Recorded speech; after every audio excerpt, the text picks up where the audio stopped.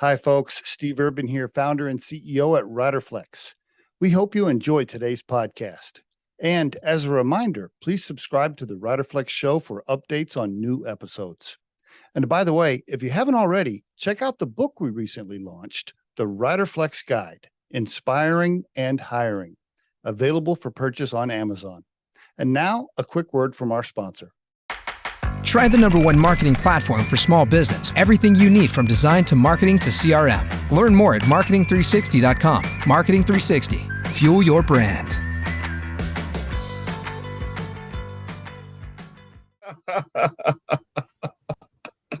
Wow! Tell me about your childhood, your parents, and where you grew up. Give us some history, if you don't mind.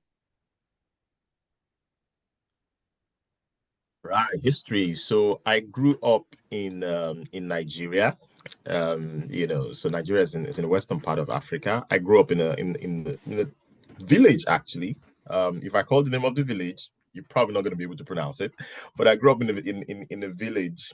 But I also grew up in a university environment. So my parents were lecturers. So presently, so if we step back to growing up, they were not professors, but presently my mom and dad are both professors. My mom is a professor of English, dad is a professor of geography, presently retired. But yeah, growing up was, pretty much the child of teachers, and in that part of Africa in those days, they were not the very well paid people in society, so it was a bit tough.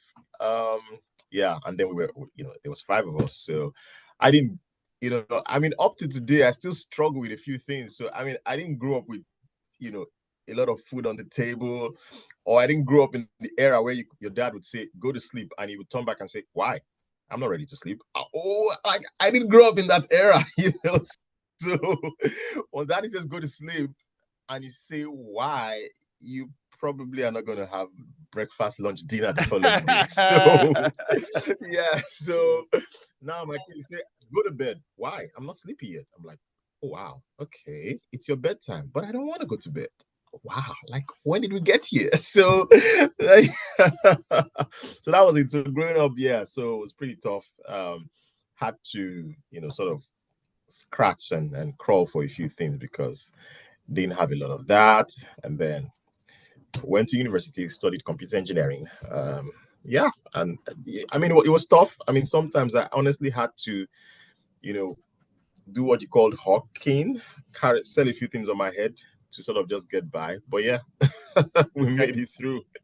Okay, very good. Yeah. So your folks are still married, still alive, still doing Yep, fine? yep. Still married, still married. Mom and dad are still married, retired now. So because it's been a while. So, but they're both retired now. And yeah, they're In still based in Nigeria? Nigeria. Are they still Yep, in they're still Nigeria based or in Nigeria. okay. Yep, Okay. they're still based in Nigeria. Okay. So yeah, but here's the thing though.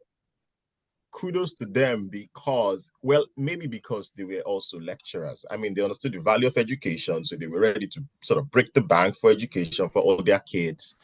And so everybody went to school. Very good. When things got good, better for them, they actually even tried. For my siblings, they got masters and people have all those kind of things. So yeah. Wow. Are I think you they did are you the only one with a doctorate? Yeah, I'm the only one with a doctorate. Uh, So I have a doctorate in leadership and innovation from the Swiss School of Business, Geneva. So yes, but I very good. don't think I have plans to become a professor actually, but I love teaching, so maybe I got that from them. Were you a straight A student, good kid, or were you a rebel, or were you did you get in some trouble, or were you Good point. So I was I was like a pendulum. I think I swung different ways at different times. So in in primary school and high school, what we sort of called secondary school back then, in high school, I think I was average, right? I was, in primary school, I think I was straight A. Secondary school, I was struggling, which is high school. In college, oh my God, I struggled in college just like everybody. I mean, I was distracted with women, I was distracted with everything, with clubs, with girls, with everything that distracts you in college. Yeah. So struggled a lot, but ultimately just scraped through and made it out. So no, I wasn't. I wasn't. I wish I. I Okay. mean, I honestly wish I were because I mean, my kids are gonna see this someday and say, "Dad, we're not straight A." Yep, I wasn't, guys. So, so Did yeah, I you mean, know? but I wasn't. Did you know that you wanted to go on to get your doctorate? Was that a plan from the very beginning, or that kind of developed over time? That developed. That developed. The I am a very efficient and sort of find the smartest, shortest way to achieve a goal kind of person. So, I mean, anything that sounds like a stretch, I'm just going to drop it and find a quicker way. Maybe it comes with IT and tech and all of that kind of stuff. So, no, I wasn't that kind of guy. Um, I mean, it happened when it happened, and then, sort of moved on from it. I Okay. mean, I have so the funny thing is maybe again because I'm in technology and I don't have goals like, oh, I want to have a doctorate, oh, I want to have this sort of, I just sort of learn learn to move on to the next thing, learn to achieve the next thing. So I mean, for example, I have 10 cybersecurity certifications, right? Wow. But that's been over the years because my simple goal was one every year, one every year, one every year. So that's it. Okay, very good. Before we get into the professional stuff, I want to ask, how did you meet your wife? So here's a love story, ladies and gentlemen. We were so we were both working in Deloitte. Okay. So we both worked with Deloitte. That's where we started our careers. Now, so in Deloitte, I was at that time, I was sort of one of the people who, trained the new hires. I was sort of the guy who modeled the behaviors of the company. So I would be allowed to go talk to every time there's a new hire, there's a new set of them. I'm going to go talk to them. These are the values of the company. If you want to do well here, this is what it means, all that kind of stuff. Okay. Then she comes in a set, and then I'm like, this girl is fine. Then I'm with a bunch of friends one day, and good. somebody mentions it again, like, do you know Dami? Like, ooh, that girl is fine. I'm like, okay, that's it. I need to go say hello. So typically, when I used to work with Deloitte, and I think I still do that. Once I come to work in the morning, as soon as I drop my bag, I do what I call the round. So I go table to table to say hello to everybody. So I go to her table and I say, hello, how are you? And she says hi and all of that stuff. And then I'm like, you are marked for a relationship. But yeah, so that's where we met. Said hi to her, tried to get attention, all of that stuff. Yeah, so eventually Good. story. We got married again in professional services. The truth is, you are so busy that the only people you sort of get to see are the people you work with, to be honest, at that time. So that's how we met. That's how we got married. Very good. Where's she from? She's from Nigeria too. She's from Nigeria. Okay. Nigeria has 250 different languages. Is that right? I did not know. Yep. Did not know that. Yep. So Nigeria has 250 different languages, and so we both speak, different languages. In our parents' era, they sort of used to make sure you at least you speak the same language so that you could have those kind of conversations where just both of you to get it. But in our time, yes, I remember one of the questions her mom asked me was, so how are you guys going to communicate? And I'm like, English. So yeah. Do your children? So that was it. Do your daughters?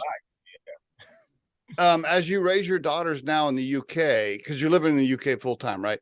Are you working on trying to make sure they speak other languages, or what's your plan? I'm just curious there. So, yes, intentional about trying to speak other languages. So thankfully, there's this university of YouTube where you could learn a few things by like that.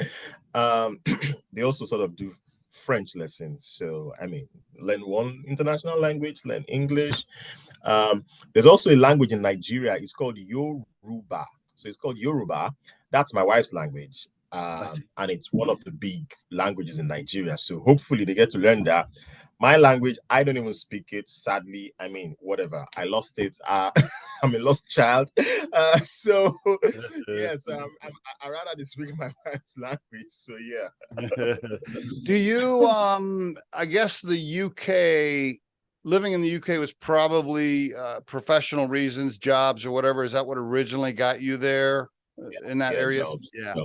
jobs. Yeah. I mean, And I had thankfully worked in, yes, I mean, I worked yeah. in different places, but yeah, Okay. UK for now. And I'm just curious now that you're, you know, doing various things, I'm guessing you could live somewhere else if you wanted to. Could you live in a different country if you wanted to based on what you're doing now, or no? Or are you kind of trapped there?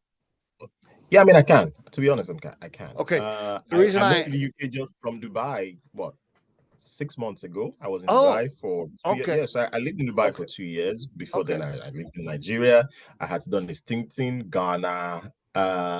Okay. Then yes, stayed in the US. I mean, I stayed in the US just for a little bit. Stayed in South Africa for 2 years. So I mean, you know, been around, but yeah, presently in the UK. But I mean, I just moved here from Dubai a few months ago.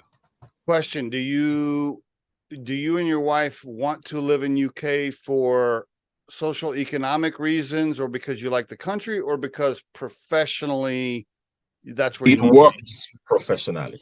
It works professionally. It Okay. works professionally.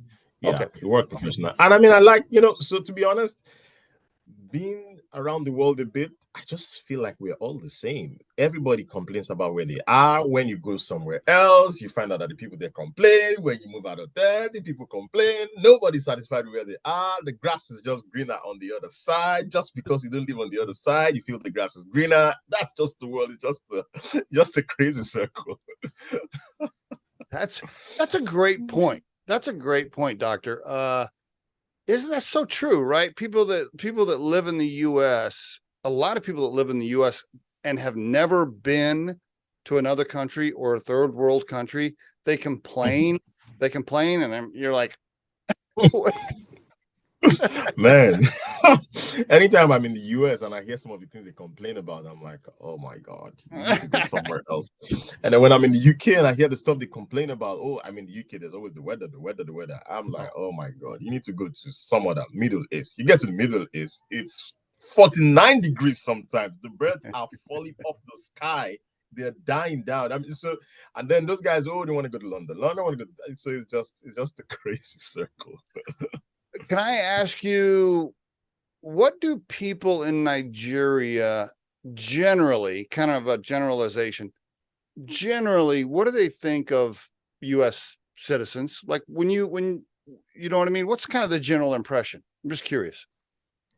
What's the general impression? Is there a general impression? Yeah, is there? I don't know.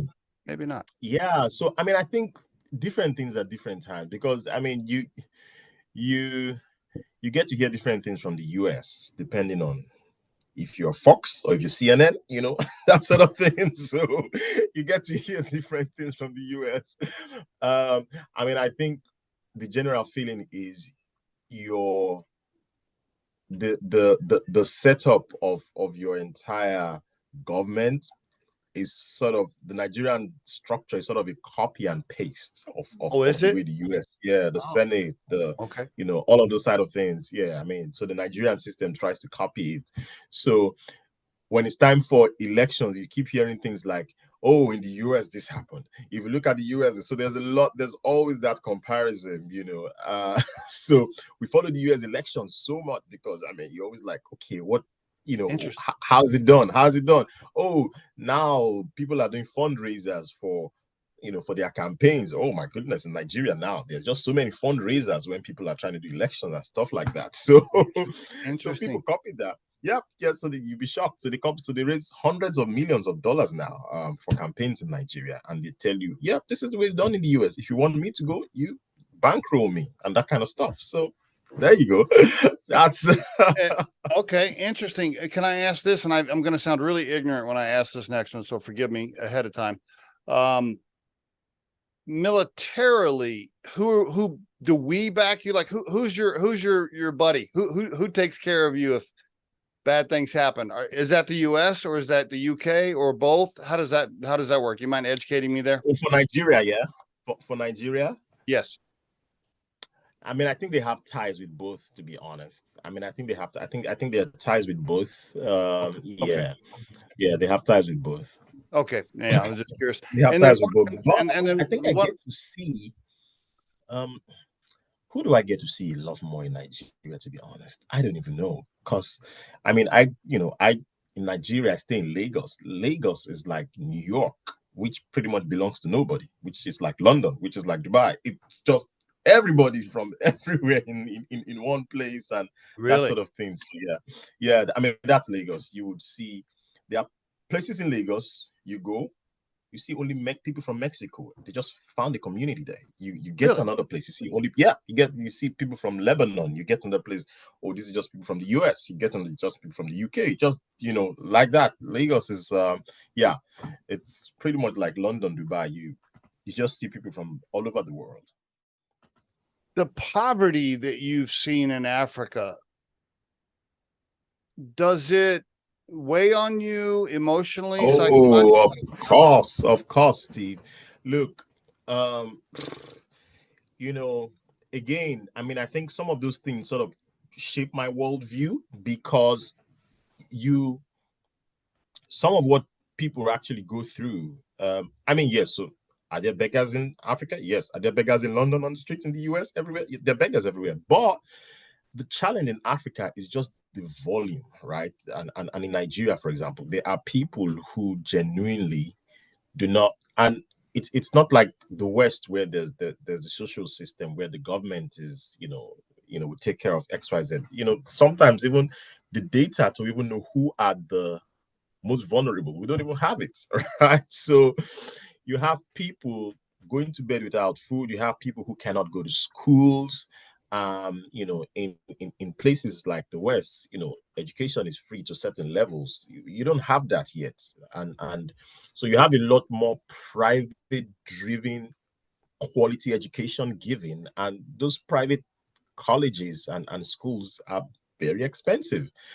Yeah, so they're very expensive. So I mean, I just think generally, so for me, for example, I have a foundation called the Fene Osakwe Foundation. And what we do is three things. So we run three campaigns. One, we pay for kids of single moms who cannot afford to pay school fees for their kids. So we pay their school fees for a year. So this year, presently, I'm presently paying for about 15 of those. Good for you. Yeah, at Christmas, every Christmas, we do what we call Christmas with a smile. And what we're trying to do is put the smile on faces of people in Nigeria and Africa who, didn't have a good year. So we just try within Christmas to just try and put a smile on their face. I mean, the last time we spent about $10,000 just to do that. Nice. And put a smile on their face, especially those whose parents lost their jobs, in the course of the year. So yeah. Nice. Is there a website for the foundation? Is there something you want to mention there? Yeah. So I mean, so my foundation actually is on my website. So feneosakwe.com. There's a tab for the foundation. You will see some of the campaigns we run.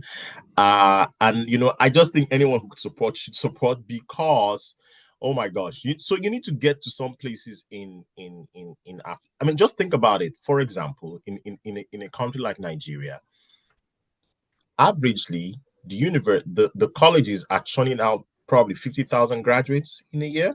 Okay. And just think that the people who get jobs are maybe about 500. It's that bad. Like the gap is that bad. Wow. So yeah, so the gap is that bad. So it has its good and bad side. So it's driven a lot of people to be a lot more entrepreneurial and all that kind of stuff, right? So you have a lot of entrepreneurs, but it it's also just keeps making the gap between the rich and the poor just keep widening, and so we just need to help. Yeah, yeah. The amount of things that you've probably seen where people don't have fresh water, people don't have sanitation, basic toilets, whatever. Yep. Um, Yep. isn't that interesting how you've seen a lot of that, and then you travel to the US and people complain because somebody said something about them on Instagram or something. It's like, come on, man. Look, man. Some of those times typical story. You see the headlines of newspapers in Nigeria are things like, oh, XYZ number of kids were, died because they probably, there was some attack somewhere, or XYZ number of people have lost their jobs, 50,000 people lose their jobs, or you see things like, farmers, an entire farmland was just consumed with flood, and so 50,000 farmers have lost, their livelihood. Then you come to the US and the UK and you hear things like headlines are, do you think it's right for your daughter not to be invited to the class party when other kids were invited? And you're like, no way, this is a problem. And you see things like, and you hear stuff like, do you think it's right for the government to tell you that you cannot tell your kids what to learn in school? I'm like, what are these problems, guys? What are these problems? What is this? That is crazy. That is crazy. Yeah, I know. Like, guys, there are real problems. There are real. These are just. I mean, what's all this? What is all this? I did a post about that the other day. You turn on the news and the main story is Biden tripped on stage. It's like, okay, there are real problems in the world. Like, that's the lead story, that Biden tripped on stage. Like, there are real problems, kids that don't have education, kids that don't have school, sanitation. Like, come on, man. Yeah. That stuff drives me nuts. Okay, sir. Well, I appreciate you. Yeah, I mean, it's always shocking. I appreciate you. I always look at it. I'm like, wow, really? This is your problem? I'm so depressed. Why are you so depressed? Oh, my son was not invited to the class party last week, and all the other kids were. I'm like, okay. How about I'm so depressed because 5 of my siblings just died last week from malaria. Right. Exactly. And they didn't have the drugs or anything like that, If this is a pretty socially, politically driven question. You may not want to answer it, but hypothetically, based on what you've seen and where you're from, if you had the power, just say you had a magic wand, and across the planet, not just by country, but globally, you could equalize income and material things for everybody. Would you do that? Would you do that if you had the power? Sadly, I will not. Because just because there are also people who and this happens in the West too, to be honest. And I think this is even mostly in the West. People who just have a huge sense of entitlement. They actually are rich people who work very hard for their money, so they should enjoy it. Some others just feel that the fact that I am in this country, it's your responsibility to take care of me. It's your responsibility to make sure I have medical care. It's your responsibility to make sure that my care.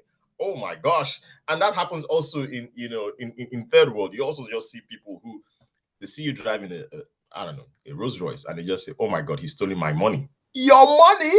How do you even know? So yeah. So there's also that balance to say, yeah, some of you need to know that you need to work for it, but there also has to be some process to sieve out those who genuinely are in need and those who just, feel entitled. So that's why I'm just not going to wave the magic wand. And a lot of I would also add to that, a lot of the ones who feel entitled are also lazy and would just set around and do nothing. Exactly. I mean, I'm hearing some countries in the West now, they say, oh, why did the government in retirement age, the government should move it. I mean, it's been moving. The retirement age has been moving. I think like 70, just keep moving because, so yeah, I don't know. That's a tough question. Okay, very good. Let's get into, so how did you decide cybersecurity, IT, like how did you know How did that that's what happen? you Yeah. wanted? Yeah, go for it. So, I mean, well, first of all, I graduated from college from computer science, right? So technically, I'm supposed to have the background. Yeah. It's just that when I was leaving college, I didn't know what cybersecurity was. I had no clue. I just needed to understand how to use a computer.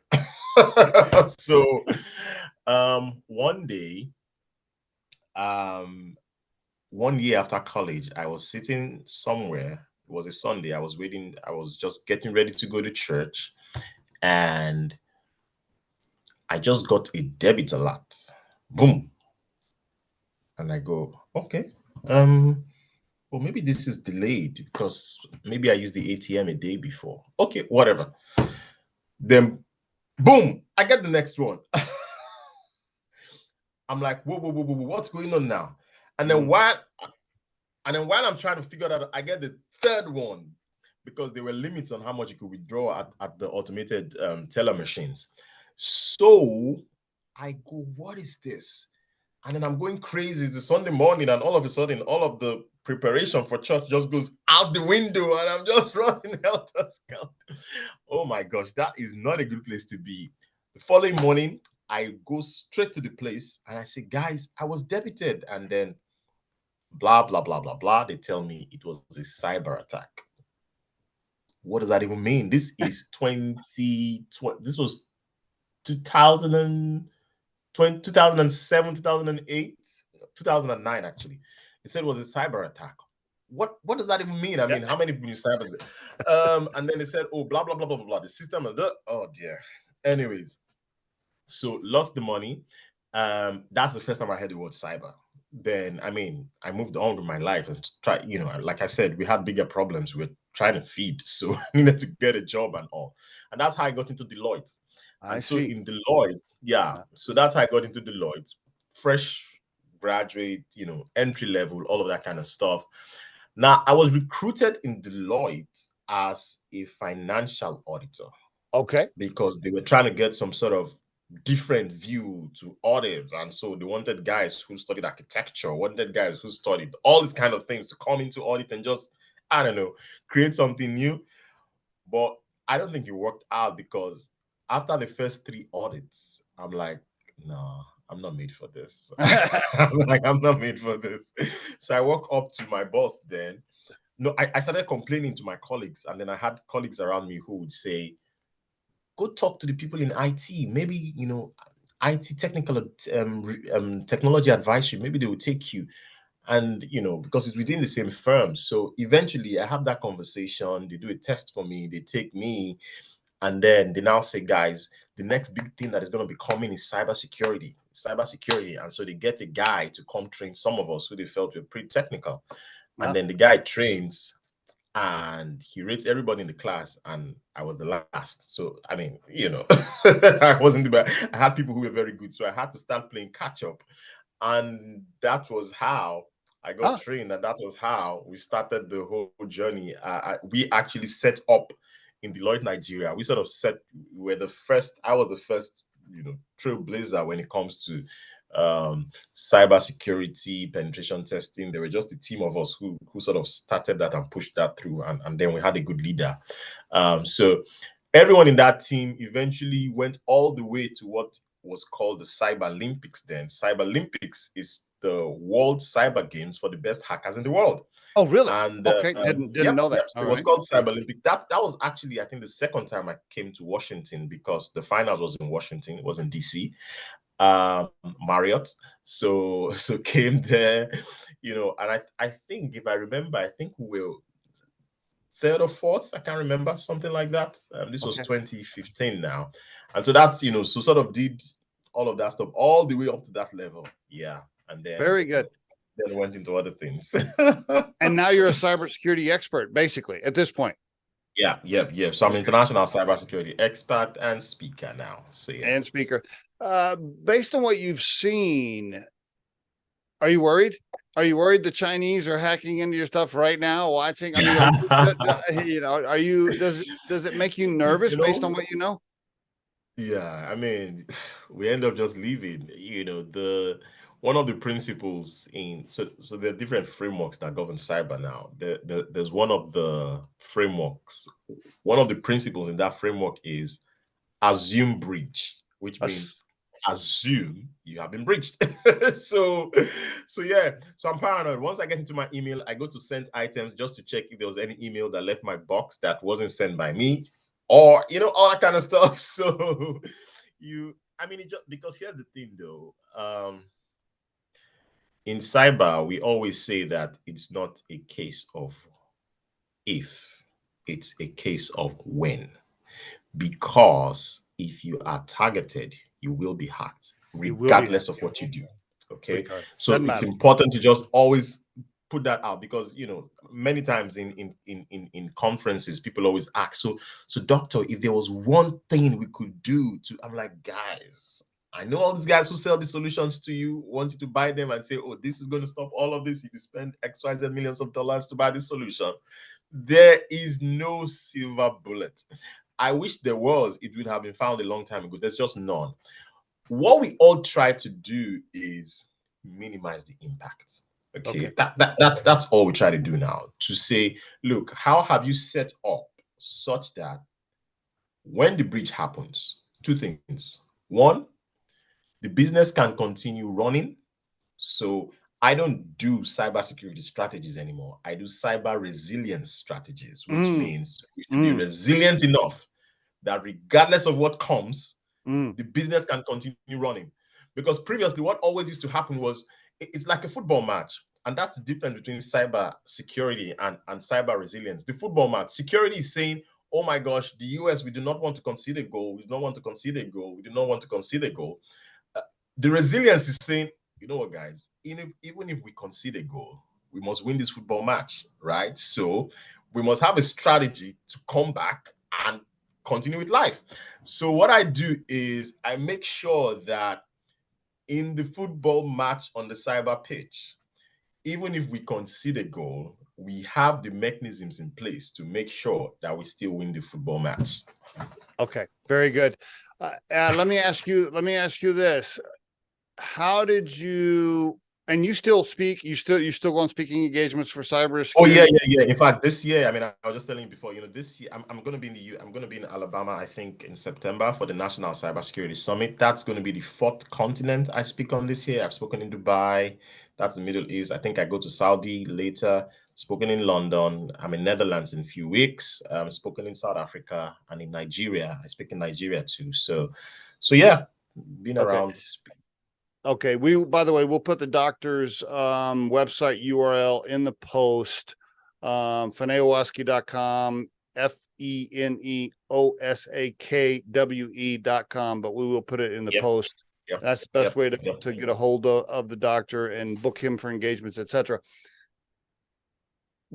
Before we get into career coaching, which I know you also do, and I want to ask you about, before we get into that,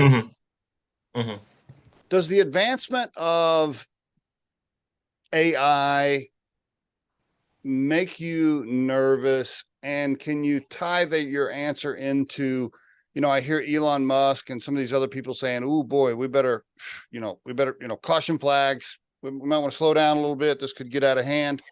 How do you feel? And what are your thoughts on the topic? Yeah. So, funny enough, I have an article which I published some months ago now, which I called AI Risk and Cybersecurity, right? It's published on Forbes. Now that article, the last time I heard, had over 50,000 readers across the world. In fact, it was some people translated it to Italian. I just got a post the other day. It was in India. It's just been all over. And what I was saying there was, it's it's a two-edged sword, right? It's got two sides to this thing. So there is the good side and there's the bad side. And I think that that sort of mirrors everything in this world. To my laptop right now that I'm using, there's the good side, there's the bad side. Everything just has the two sides. Social media, my goodness, there's the good side, there is the horrific side. So I think finding that balance is what is then important. So, for example, in cybersecurity, one of the times we needed to use AI and machine learning, and this is just not even me, this is just best practice. So there's something called 0 days attack in cyber, and a 0-day attack means it was created pretty much today.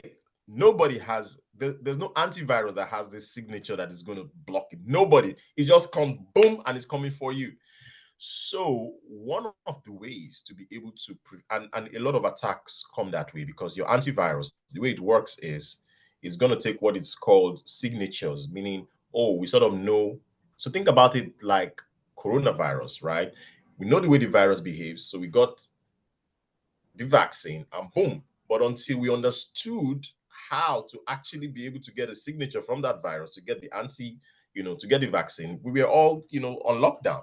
So it's the same thing with cyber threats. When a threat comes, until the manufacturers of the system or the software are able to get a vaccine, which is the antivirus, we're just going to be vulnerable with the systems. Okay. And such things are what you call 0-day attacks. Now, artificial intelligence, what I did in a company I worked in previously, what we did was we used AI and machine learning to be able to just understand what the stable state of our environment is. And so what we then said was, the moment there is any intrusion trying to change this state, treat it as an attack. I see. Okay. Right? Yeah. So that's what we did. So that's one way. Okay. And there are tools now that sort of learn your environment and understand, these are the IP addresses that connect every day. These are the stuff. The moment there's something else, it's going to treat it as an attack and wait it off or block it. So that's one way to use AI. However, now there's now the piece about, now people don't write articles anymore. People just throw it in ChatGPT and they copy paste it and all of that and stuff like that. I'm just going to ask it. I'm just going to ask. I'm just going to ask. And so you now get concerned like, are you sure that? But then now there are tools now. I was reading about one the other day that you could use to scan, and then that tool tells you that this was AI generated. So, I mean, it's a fun time. I really think that if governance is not introduced at the international levels, at the highest levels, we could run into problems. Simply because regardless of how good the intentions are for anything, if it's not properly governed, regardless of the good intentions, it could actually cause a lot of harm and could be counterproductive. Let's pause right there. I generally agree. Normally, in my political and social beliefs, normally I would be against government intervention in things. Like most of the time, I would vote against it. But in this case, we probably need some oversight, or else yep, we need them. it could get right now we do. Yeah. Do you think 30 when your daughters are in their 30s, do you think 60% of jobs will be eliminated and AI and robots will do almost everything and the planet will be on universal pay? Or do you think we're way far away from that? So again, because I sort of have a balanced view to the world. So in the West, there's that thinking that, oh my God, in the next 20 years, oh my God, in the next 20 years. But there are places in Africa that mobile phones have not even gotten there, right? So people still cannot make phone calls. now there's huge penetration in terms of, mobile penetration now across Africa. So I just feel, just because the world is, and I think many times we forget the world is not America and the world is not the UK. The world is the world. Like, we are talking about 10 billion, 8, 6, 7 billion people. This is not so. Good do point. I think that in some parts of the world that time is going to come faster than some others? Yes. But I think that in some other places, I mean, it's probably going to take 2 generations before that actually Great. happens. That's great insight. Really great insight right there, Doctor. Thank you for sharing. I hadn't thought of it that way, but yep, you're probably totally right. Yeah, good one. The career coaching that you do, let's talk about that real quick before we run out of time. And by the way, I want to mention your book, which is on Amazon. And I'm guessing, I don't know if it's in stores as well, but Climbing the Corporate Ladder with Speed.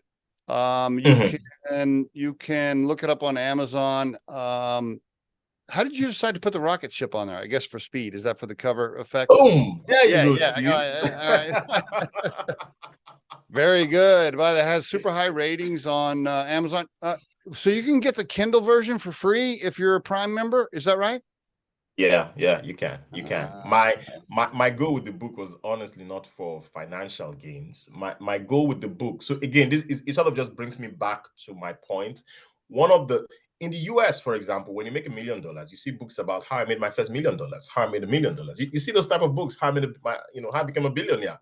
We don't have that in Africa, right? A lot of the people who are billionaires and stuff, we really don't know how it happened. Okay, so it's then a struggle to replicate success that you do not know the steps that we're taking to get there. So what I decided to do was, because I had such a fast career rise, I mean, from when I finished college to when I became a director in a New York Stock Exchange listed company, was about 9 years. That typically takes people 20, 25 years for those that get there. So what I decided to do was document how that happened and how people can replicate it. Okay. Because for me, it was just important. So that's really what Climbing the Corporate Ladder is. It's, look, okay, I went from sometimes begging on the streets of Lagos, Nigeria for food, and now being listed, all of these awards on Forbes, on now an Amazon best-selling author. And these were the things I did. These were the principles I applied. And you can apply the same regardless of location, geography, all of that. Funny enough, I think the book did best in the US. How about that? Interesting. And are you also available for career coaching with individuals and or with executive teams, or both? Or how do you? Oh yeah. So what we do is, so I have bespoke one-on-one, because there are some people who really don't want to be in a classroom with others. So we have special arrangements for them. So that's one-on-one. So I do that. Everything around career and business management. So I do that. Then we also do the piece where, if you want us to come talk to, your team or a group of new hires, for example, or managers who you aspiring senior managers to executive management, all of that kind of stuff. Yes, also come and have that conversation. One of the things I'm also doing, and this is not even commercial, I went back to the university, my alma mater, I graduated from in Nigeria, and I'm partnering with them now to be able to mentor for free the top 20 graduating students from college, just because, like I said, I didn't have any of that in my time. So, I mean, the only way to change it now, I mean, we could talk about it and talk and not do anything, but you need to do something. Very nice. Very nice. Well, it sounds to me like, Doctor, you're taking your experiences both personally and professionally and driving that towards helping people in various ways through cybersecurity or their career. And yeah, you're making a little bit of money, but generally your mission seems to want to be to help and to make, which I love. Yeah. Thank you for that. Really to make an impact, to be honest. Yeah. Because I mean, at the end of the day, yes, I mean, I do a lot of other things. You do real estate, do all those kind of things, but how much do people really die with? You die in a coffin, it's just you, depending on how nice you've been, they're going to put clothes on you or they're going to leave you naked. So Yes, really. What else are you doing? That's what matters. Very good. Very good. Doctor, thank you so much for everything you're doing, and thank you for sharing your story on the Riderflex podcast. Really appreciate you. Hey, thank you, Steve. Thank you so much. I enjoyed my time here today. Thanks, Steve.